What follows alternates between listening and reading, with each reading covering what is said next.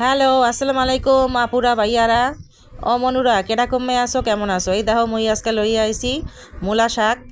এটা ছোট ছোট মূলা হইছে, তার লাগে শাক আছে, এটা দিয়া চিংড়ি মাছ দিয়ে আজকে মুই বাজমু। তো মুই কলম বরিশাল্লা মাইয়া, তো এটা কিন্তু তোমগরে কওয়া হয় নাই, তো এখন একটু মুই বরিশাল্লা ভাষা কওয়ার একটু চেষ্টা করতে আছি।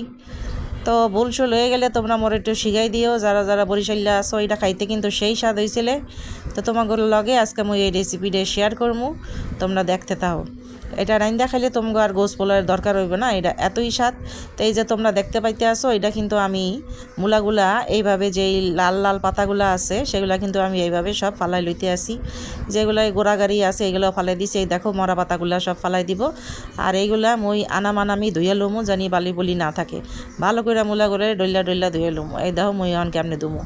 এর ভিতরে মায় আবার একটু চা চাইলো, মায়ের একটু চাটা দিয়ে লইলাম।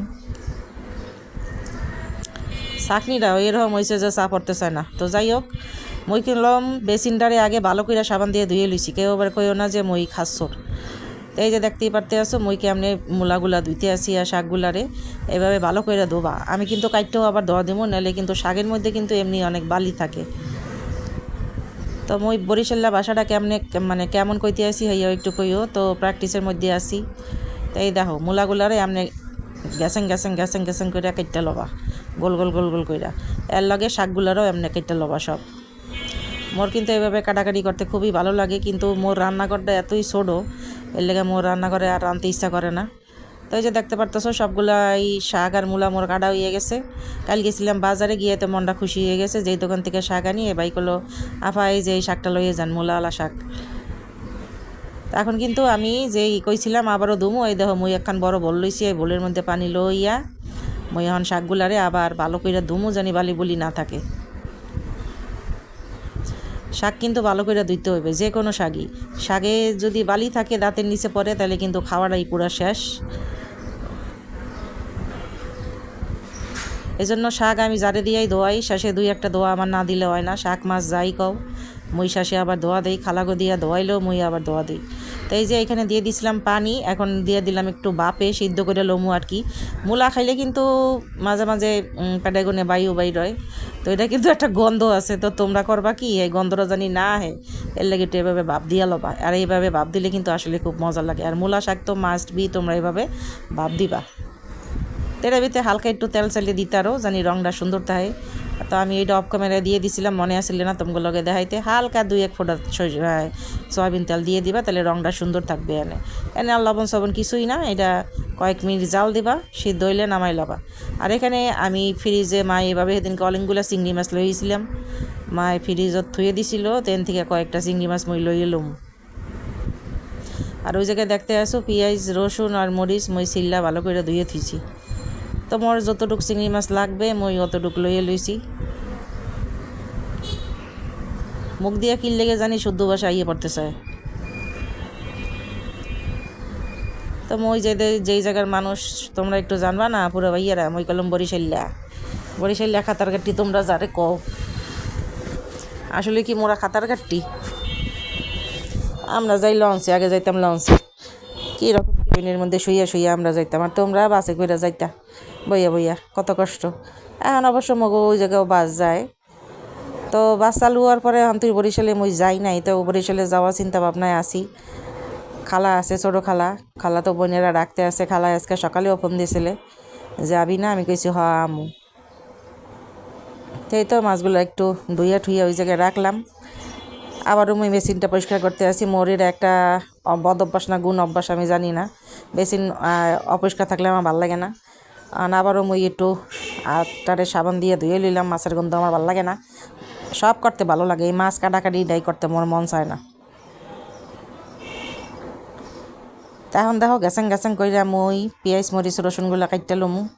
পেঁয়াজ কাটা খুবই সোজা, এইভাবে হালকার উপরে ঝাপসা কইরা এইভাবে পেঁয়াজগুলোরে স্লাইস করবা, তারপরে এই যেভাবে কাচ কাচ কাচ কাচ কইরা কাটি ফেলবা। খুবই সোজা পেঁয়াজ কাটা এভাবে চপিং বোর্ডে। আমার তো বোর্ডের চেয়ে চপিং বোর্ডে কাটতেই মজা লাগে, বেশি সহজ লাগে। তো দেখতে পারছো মুই কীভাবে কেটে লেছি। আমার পাকের ঘরে আবার একটু অন্ধকার, এর লেগে তোমরা ভিডিওটা হয়তো একটু গোলা গোলা দেখতে আসো। লাইট জ্বলাইছি তাও আলো হয় না, মোর কি দোষ কও। ওই জায়গায় একটু শাকটার একটু লাড়া দিয়ে দিতে আসি, বল করতে গেছে মোর শাকে। তো এই দেখতে আসো কাঁচামরিচ, রসুন আর পেঁয়াজ মই এইভাবে কাটতে লইছি।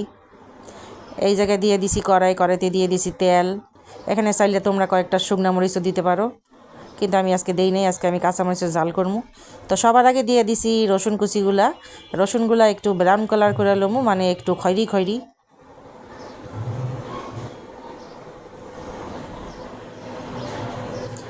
এই তো মোর রসুনগুলো ভাজা হয়ে গেছে। এখন মুই পেঁয়াজ আর মরিচ দিয়ে দেবো মোর যতটুকু দরকার।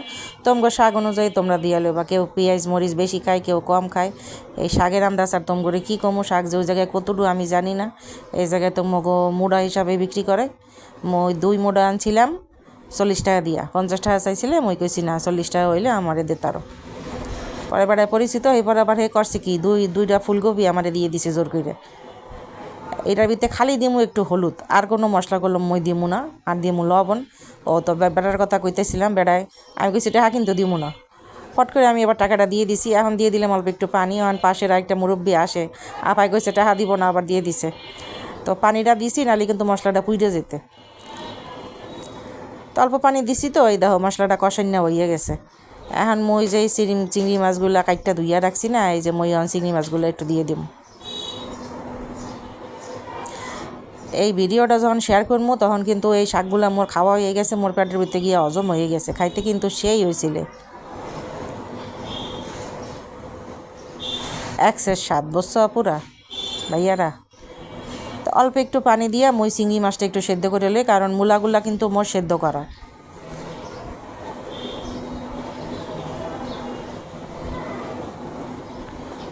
একটু ঢাকনা দিয়ে ডাকিয়ে দিয়েছিলাম সেদ্ধ হওয়ার লেগিয়া, তো হয়ে গেছে। একটু পানি পানি থাকতেই মই কলম ওই সিদ্ধ শাকগুলা এটার মধ্যে দিয়ে দিব। মই কিন্তু শাকগুলা ওই চাকনির মধ্যে চাকিয়া লইছি এলাম পানি ফালাই দিয়া। এটা কি তোম করে দেখাই নাই নাকি? মনে নাই তো, মনে হয় সেইটা আর ভিডিও করা হয় নাই। যাই হোক, ওই পানির আরে মানে পানি সহ চাকিয়া এইভাবে ধুয়ে দিয়েছিলাম আর কি। নুডলস যেভাবে সেদ্ধ করো না, এবারে জালিতে ওটাও ঠিক অমনে।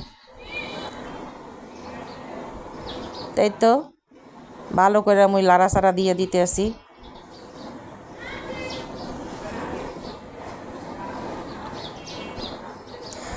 এখন যেটা করবো, এই মাত্র 2-3 মিনিটের জন্য এটা আমি ঢাকিয়ে দিলাম একেবারে ফুল স্পিডে, কারণ আমি কিন্তু শাক ঢাকি না, তোমরা জানো।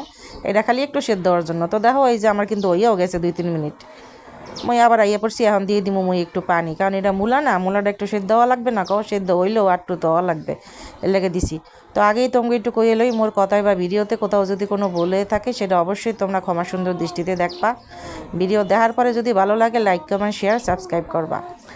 আর মোর ভিডিওগুলো একটু সাবস্ক্রাইব মানে কি করে সাবস্ক্রাইব তো করবা, একটু শেয়ার করে দাও। তোমরা সুন্দর সুন্দর কমেন্ট করো, কমেন্ট করলে ভালো লাগে। কেডা কোন জায়গা থেকে দেখতে আসো এটাও একটু উল্লেখ করে দিবা তোমার নাম, আর কেডা কোন জায়গা থেকে কইতে মানে দেখতে আসো, তাহলে আমি পরবর্তী ভিডিওগুলো তোমাকে ইয়ে করতে পারো যে তোমরা কে কে দেখতে আসো। আর ভিডিওগুলো অবশ্যই একটু শেয়ার করবা। তো এই যে দেখো আমি পুরো পানি টানাইয়া এই দেখো শাকগুলা কি সুন্দর সবুজ সবুজ আছে, দেখছো? এইভাবে মই এদের শাকটা রাইন্দা লইছি। এটা কী কয়? সিঙ্গুর মাছ। আমরা কই চিংড়ি মাছ, বরিশালেরা কই সিঙ্গুর মাছ। তো ঠিক আছে, মোর ভিডিওটা কেমন লাগলো একটু কমেন্ট করে কষ্ট করে জানো। পাশে আমার ভাতিজি হইয়া গান গাইতে এসেছে। তো ঠিক আছে, আজকে এই পর্যন্ত বিদায় নিলাম। আসসালামু আলাইকুম, আল্লাহ হাফেজ।